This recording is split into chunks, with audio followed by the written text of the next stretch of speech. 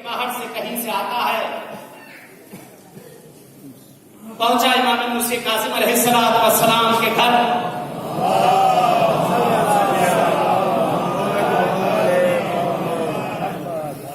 कहते मौला के घर पहुंचा।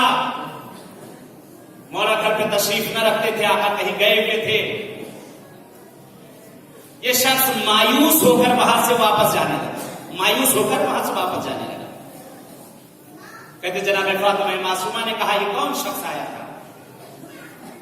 कहते बीबी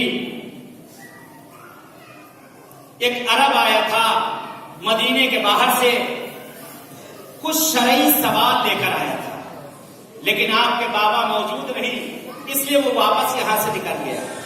कहते एक मरतबा जनाब फातिमा मासूमा फरमाती है कि जाओ उजलत करो, जल्दी करो, उसे बुलाकर लेकर आओ।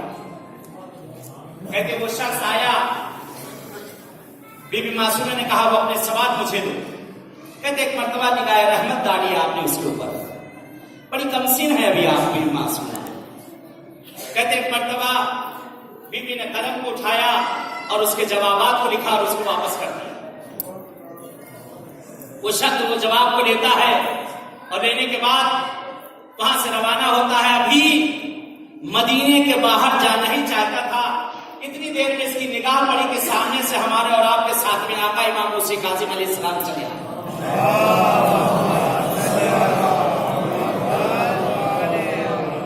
लेकिन से बेहतर सलवात है मोहम्मद वाला।